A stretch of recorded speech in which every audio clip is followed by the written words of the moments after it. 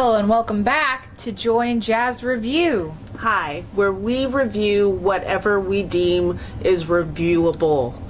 This week is just stuff. Period. First of all, before we get started, we wanted to thank all of our new subscribers. Thank you guys. Remember, if you like it, subscribe, go ahead and leave a comment. Get us out in the algorithm. That really helps the channel. So, and for this week, because we're reviewing another book, I have to be forward and tell everybody that I did not finish said book. Shame. For shame. The book is really good, but time was not on my side. So that's why I didn't finish the book. But I do plan on finishing the book because I really do like the book. That is okay. You're a busy woman this month. It's a busy month It's for a you. busy month because it's October. Oh my God. Love October. Love Spoopy Month. Spoopy Month is like the jam of all jams. It is our favorite month. It is our favorite month. So, but because I am a paranormal author and a paranormal investigator, every weekend I have an event. So I have time issues, constraints, bad things. And reading there just wasn't any time to do it. So sorry in advance, but I do have opinions on this book, so I will let them fly. For sure. You want to get started? Yes. So I get to do it? you get to do it. Oh my God. She's so excited. Sorry, I had to check what book it was. I read so many books. She reads a lot. Okay, so this week we are reading Secrets in the Dark by Heather Graham. Yes. And this is the second book in the Blackbird Trilogy. Yes. So the second book of the Blackbird Trilogy is really, really good. Yeah. I enjoyed it so far. Yes, but Now, I have heard about the ending, though, so we'll talk about that when we get there. What type of story do you think this is? Okay, so we talked about this last week. Mm-hmm. This is a paranormal fiction romance book. Paranormal romance fiction book. Right, Yes. right, yeah. With it, but it's light on the paranormal. Because I would think. it's only like ghosts. If it was like vampires or monsters or werewolves, I'd be like, yeah. Cryptids. Well, supernatural. That'd be supernatural. Yeah. So So I guess it is paranormal. it is paranormal. Specific. Yeah. So, but yes, it is paranormal fiction. This book is intended, I'd like to say, people who are between the ages of 16 and up. Yeah. I'd like to say that this book is really good for early readers. Yeah, it's pretty. It's an easy read. The font is really little in our copies, but Right. if you got it on like Kindle, Yeah. it'd be easier. You can make it bigger. Yeah. So 16 and up, it is very young adult-esque. Yeah. It really does gauge to the young adult crowd. So, go for it. So our main conflict in the book is, again, we have Mason and Della. Mason and Della, our main characters from last week, who are FBI agents who can see ghosts. Right. Correct. Mm-hmm. And it follows them trying to find the Ripper King. If you watched our video last week, they were trying to find the Vampire King, Stefan Dante. And in this book, they're trying to find the Ripper King, who is trying to replicate the murders of Jack the Ripper. Right. Which, I love that premise. Like, I'm there for it. Yeah. Jack the Ripper is one of the greatest unsolved mysteries of all time. So I am there for the Jack the Ripper, trying to not necessarily somebody trying to redo the murders, but I like the play on the Ripper. So The fiction of it all. I'm not there for the murders, actually. So just so you guys know, murdering is wrong. Today. Right? We haven't reached the purge yet. So yeah. Oh, I don't want to be here for the purge. Well, we hide out. Oh, okay. We're too cute to purge. I'm just saying. Y'all, just know if there's a purge, Jazz and I we've got a panic room. Yeah. So, the setting of this story is in the old Whitechapel area of London, which this Ripper, the Ripper King, is truly trying to re-inspire the Ripper murders from Whitechapel, except for there's a twist. The twist is he's not going for prostitutes because he believes that all women are prostitutes. He doesn't say prostitutes, but I'm not sure like what the guidelines say about us saying that word, the W word. So you think horror movies, right? But not with the on it. With the, yeah. So he's like all women. All women. Like if she breathes, she's a thought. Yeah, there it is. Yeah. And so he just really rips on all women, and they're all American women too. Yes. I'm thinking. I think. Maybe, yeah, I know it. I don't know. I don't remember. It's been a minute, but he definitely goes specifically for American women. He goes for tourists in the because they're easy. They're just like, oh my gosh, you're British. I love your accent. Well, your sister said the same thing. Yeah. So yeah, what my youngest is about to go to London, and her big thing is that she's going to go to London and come home with a British husband. I don't know. I guess that's a thing, but not me. Not interested. I didn't have to go. And it's not because British guys are not like hot, because I mean Benedict. Well, Benedict. He's Scottish. He's Scottish, but Benedict Cumberbatch. Only when he's as Doctor Strange. Any other time, no.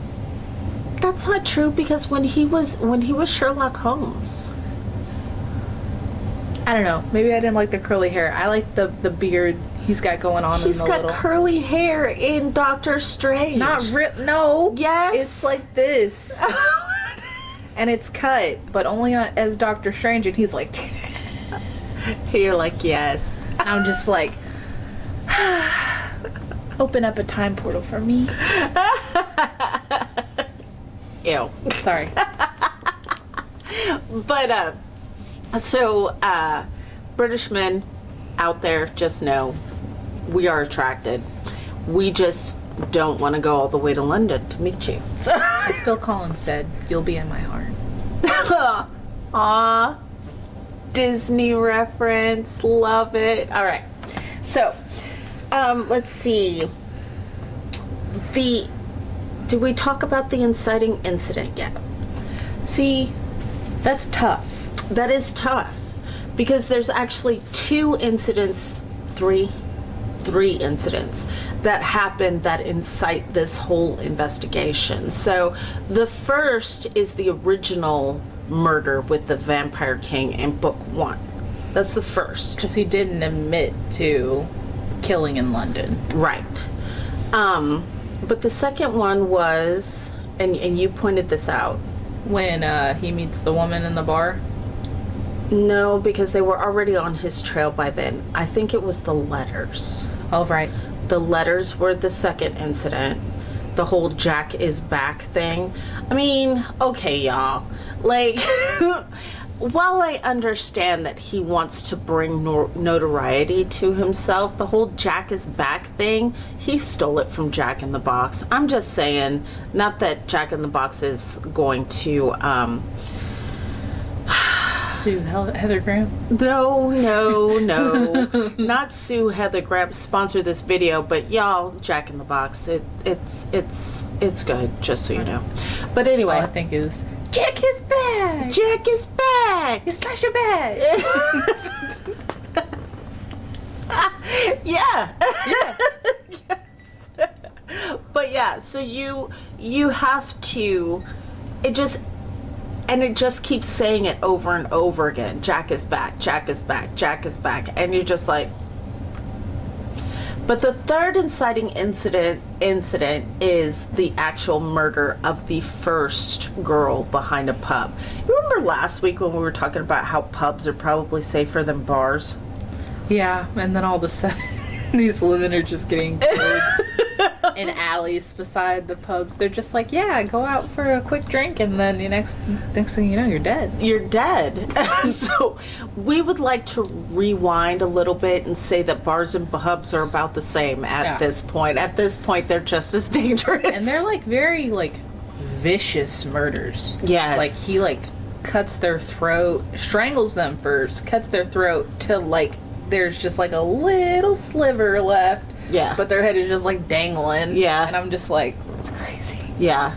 And then he cuts them from breast to stern. Like he gets all in the good. And they even say in the book that this Ripper, it's not the actual killing that he gets off on, it's the mutilation.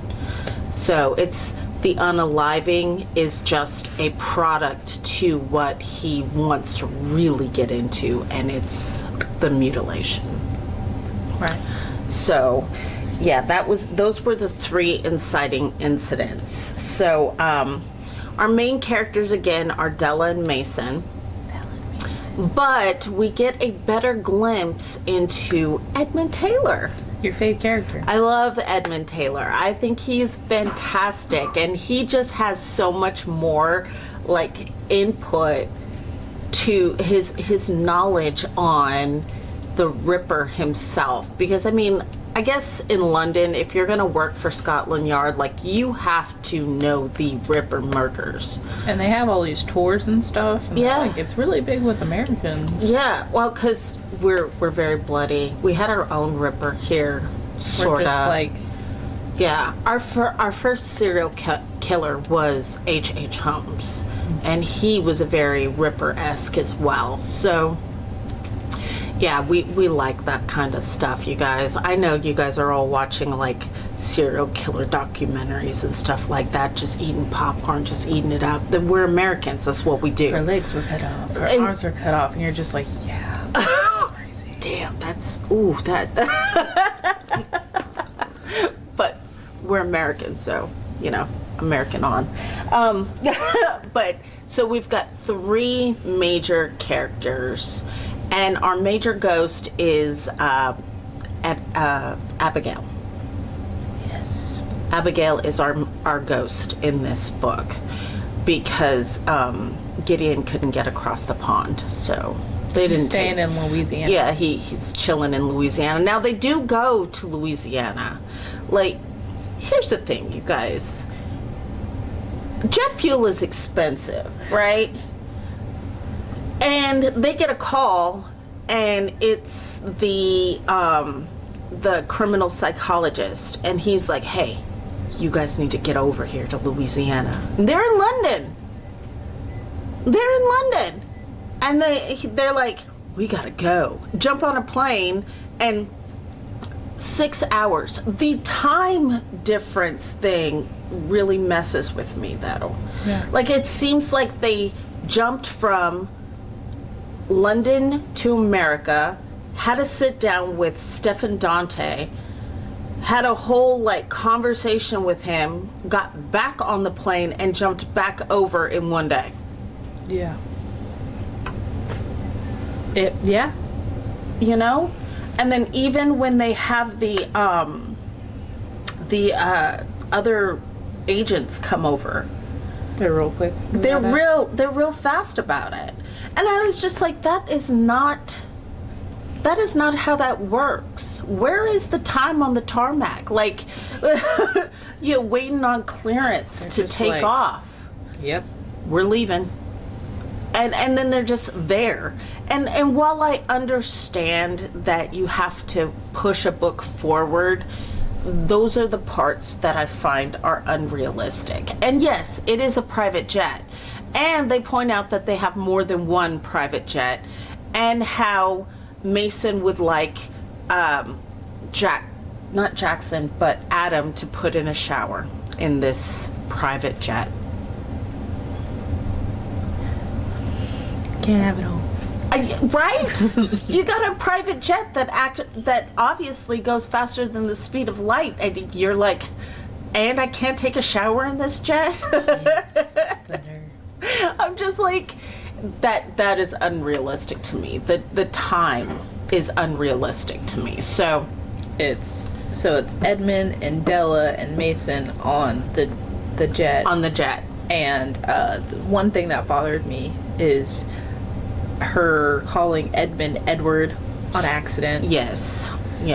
I get it, but yeah, editor should not have missed that. There's the other one. So the forensic psychologist that we were just speaking about, his name in the first book was Patrick Law. And in this book, now it's Philip Law. Another miss. And then later on, she mixes up LaPierre with Bisset. With Bisset, yeah. And so... And here's the thing. I do it. I'm a writer. I have done it. My editor is so good that she catches that. So she'll call me and she'll be like, is this name supposed to be this or this? Because halfway through a book, I will mess it up. But... So I have done it.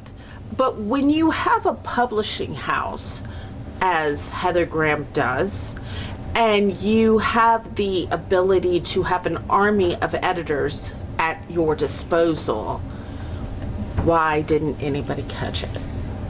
I don't know. I listened to most of it, and eventually the narrator just got tired, and he was like, Edward. Yep, that's what she meant. Edward. Not Edmund. Edward. His name is Edmund. And he is from Scotland Yard. Sorry, Mr. Taylor. All right. So the next question is, do we think that the characters are real? And as we said last week, Della and Mason, they fall short. They fall short of being real. Like, they fall short of having a nugget of believability. Just I again with I'm gonna go for a walk with Della. Yeah. You know, she just gets up and goes by herself, and meanwhile she leaves Mason to watch after her. Like, he's just it makes me angry. Like, she's like, I'm just gonna go for a walk, and she's like walking around, and they talk about how every man noticed her, and I'm like, how good can she look? right? Like, also the Ripper King, it has this weird fascination with her, like the Vampire King, and I'm just like, how good does she look? Like, I almost want her to be stuck in her house, like, because apparently she's just too beautiful for the general public. It's just too much. They're just like, here she goes. Right. But Edmund, see, we're talking about Edward, and now Edmund Taylor is very relatable. Bella and Della. That's probably why she mixed it up. Bella and Della? She did it with Della's name? No, but because they rhyme, because she was just like, Edward. Yeah, I'm writing Twilight. Yes. So, but I think Edmund is very relatable. I think he is a very real human being. Like, he could be a real person. I wish we had more of my man. Yes. Say. Yes. Francois. Yeah. Love him. Yes. Well, he's the Interpol guy. Yeah. And again, he comes in and he's just like a wallflower. And I'm like... He's like, I'm ordering food. Y'all hungry? I got curry. So yeah, but I think Edmund, out of all the characters, Edmund and Francois are very personable people. They could be real people. I wish he was in the book more. Yes. Why can't we have a book just about him? Right. He seems Him like and Edmund. Yeah. And they're just like, it starts Starsky and Hutch. Okay, so the minor characters. Again, we have the other parts of the Blackbird group. yes. Right? We brought back the Netherlands in investigator. He came back. I think it was Norway. Is that in the Netherlands? Because I don't know. Norway. It was Norway, but I'm not sure if Norway is in the Netherlands. I forget. I think Willem.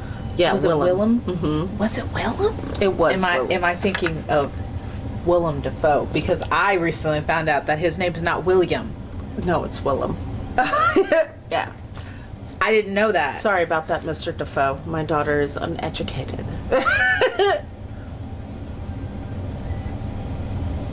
Yeah, Wilhelm. Yeah. John. And Jean Lapierre. yeah, and he's the French detective. And then we have John Stone, Mm-hmm. who is the detective. The detective with in- Scotland Yard. He works in Whitechapel. Yeah. And then Trey Harper. And he's an undercover detective in Whitechapel. Then they keep freaking thinking that he's the killer, and I was Over and over again. I mean, like, he is very weird. He's very pop-up-ish. He's that dude that walks in scene and he's like, I was just in the bathroom. What happened? And you're like, killer. You didn't hear the people dying in here? Like, man, my stomach's just been on a million. I don't know.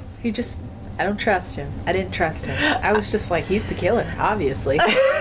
Well, and we've been saying this since we started the trilogy, that one of the killers is going to be a cop. Like, forever we've been saying that. I thought it was going to be Bissek, to be honest. Yeah, I did too, in the first one. Yeah. In the first one, I thought I was Bissek like, was I the love master. him, but Yeah. like, he could be their inner... He's shady.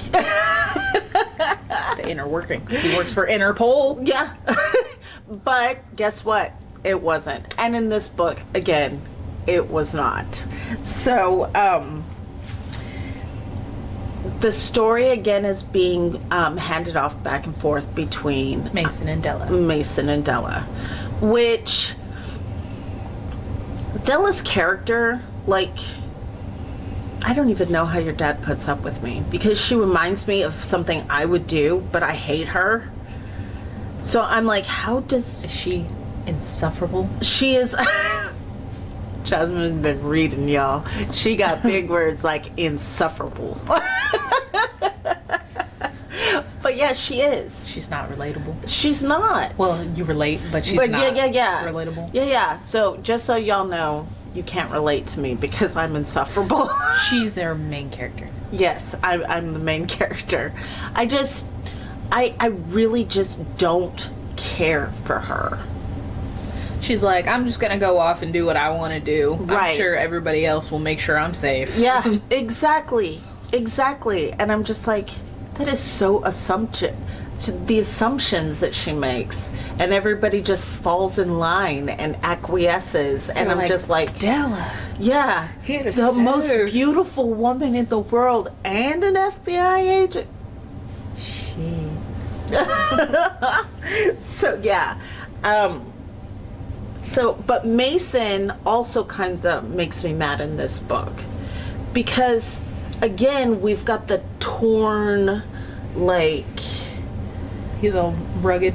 yeah, well, yeah, but then at the same time, his his vices are torn. Like, he wants to keep her in a bubble, but at the same time he wants her to be the best FBI agent she can be, and he wants to keep her safe, but at the same time he just wants to hold on to her. And I'm just like, ew, gross. I think Chance is like that. I'm like, yeah, protect me. I don't need protecting. I can handle myself. Right. I don't appreciate it. It's just not. I don't know. The more I read these characters, like I said, the less relatable they are. Well, we still got a whole damn book. Damn, the way she said it, she was like, "We got a whole damn book, and you gonna read it." I'm gonna read half it. No, I'm just kidding. I'm gonna try to read the whole thing. I'll read the front half, you read the back half. All right. So, how do I feel about what's happening? How do you feel about what's happening in the book? Well, I was really enjoying it. And I called you, and I was like really enjoying it, because the first book I felt they were introducing the characters. You were really getting a feel for the story and how things go. And then in the second book, I was like, oh man, this is really good. This is like better than the first book. Right. And it had a lot of potential to be a 5-star read for me. Right. But then it fell flat. In the last 5 pages. We'll get there. I know. We'll get there. But she's right. Yeah. So I did hear about the last 5 pages, and I was like, what? Like, what? But so far from what I've read, like I said, I really like the Jack the Ripper vibe. Yeah. Right? I like that they're looking for this Ripper. I like the mystique of it. It's just a really good read. My problem is why are they always at pubs? They're looking for him. And while I do understand that, when in the last book they were looking for all the murderers in pubs. Well, and yes, the girls were being taken from the pubs. But then they're just like, well, looks like we're gonna go drinking tonight. Let's have an ale. Yeah. And I'm just like, y'all don't even fit in. Like, at this point, you guys, everybody can tell. Yeah. Y'all don't even for fit one, in. you're American. Yeah. And you're asking everybody all sorts of weird copy questions. Right? So I'm like, I wonder how many actual policemen or law enforcement types spend all their time in bars looking for a culprit. Like, the culprit's just gonna fall into their lap.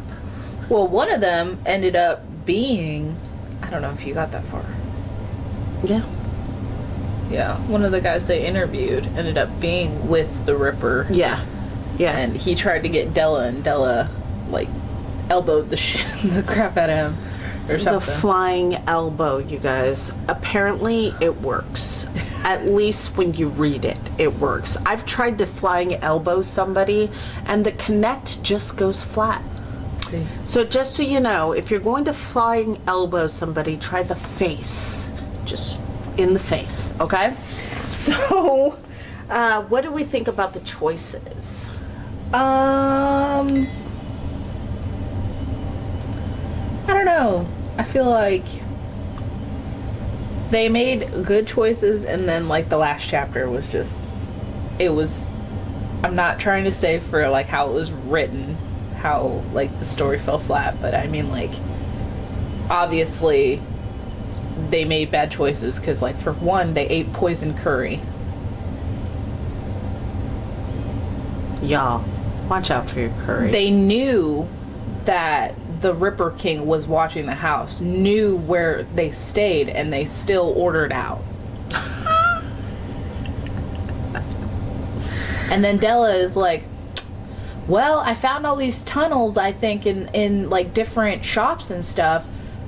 Let me check underneath my house in the basement. She went down to the basement by herself. Of course, because she's a big bad FBI agent and Mason will always be there. But she doesn't tell them. She just goes. Yeah. She's like, somehow Mason's gonna know. Yeah. But they get the curry and Mason is just like, where's Della? And they're like, oh, we think she's upstairs taking a nap. Have a bite of this rice. And then he just takes a small bite, but the rest of them were like eating it, and they all passed out. And then Mason is just like struggling to find her, goes down the stairs and finds her with the Ripper King.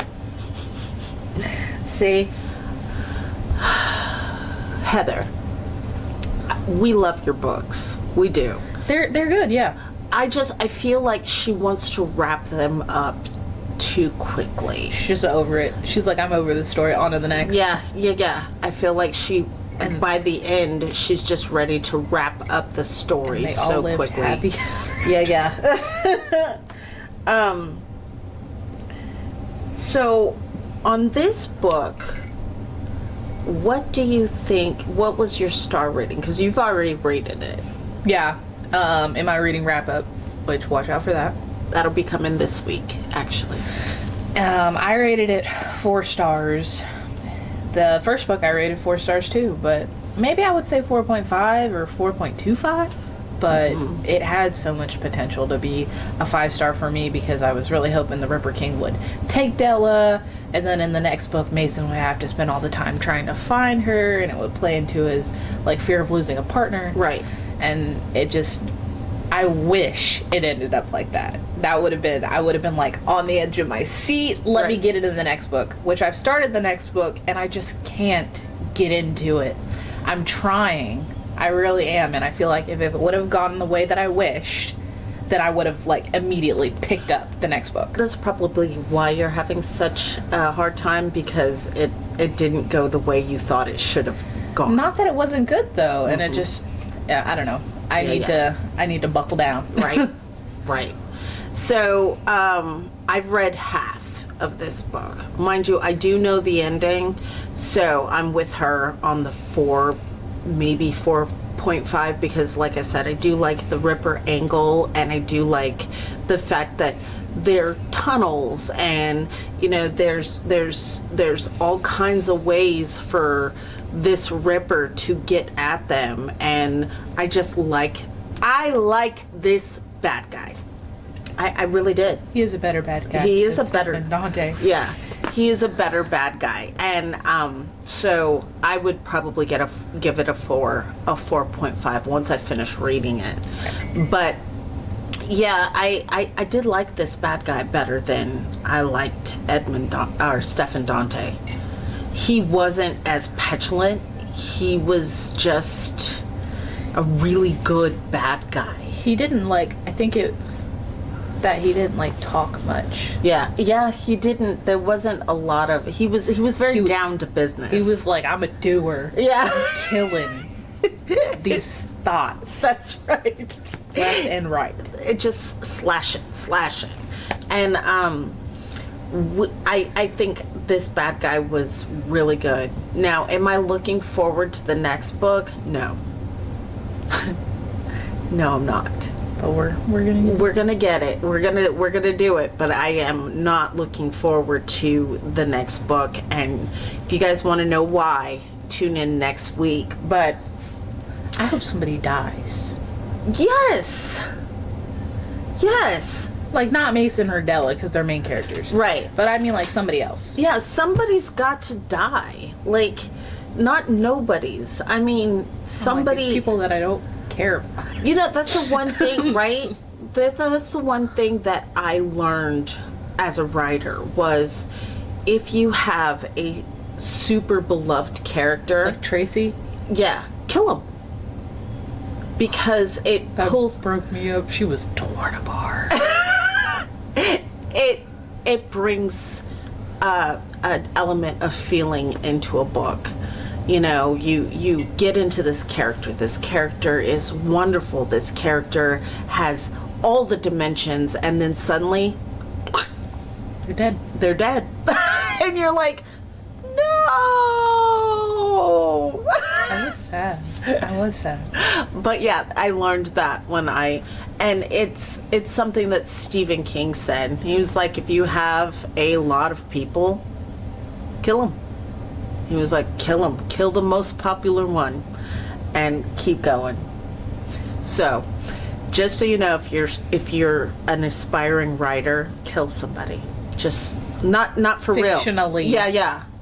Dang, that did come out like Practice. Yeah. In real life. No, just if whatever you're writing, make sure you have a throwaway character. So, yeah, and not that they're thrown away, because like She was important. she was important. So yeah, but you guys tune in with us next week because we've got a surprise for you guys. Not next week, but the week after. No, the surprise, we're revealing the surprise next week. Oh, we're... Yes, so we're revealing the surprise next week, and then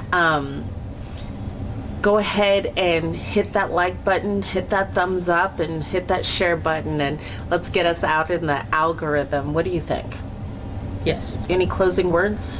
Definitely look out for my videos. As we talked about last week about my readathon, I scrapped that footage, and I'm gonna redo it in a 12-hour and then another 12 hours, so Right. that it equals out to 24 hours. And I'm not pausing the timer because I think that's where I went wrong.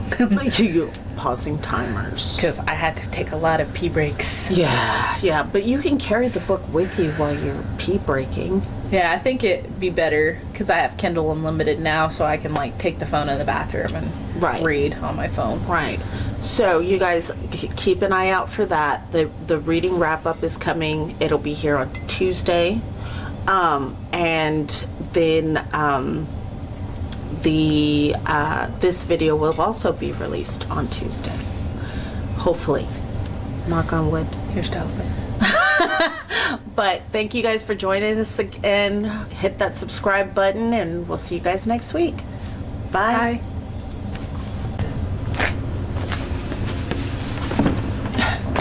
Editing Joy and Jazz here. Hello. We forgot to tell you guys what book we're doing next week.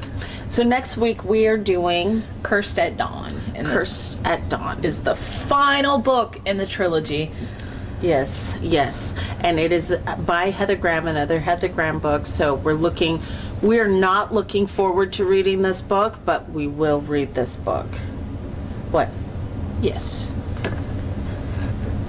We are looking forward to it, but No. not looking forward to it. Yeah, at the same time, but we're looking forward to telling you guys about it. So there you go. Bye. I had to make sure because it said dry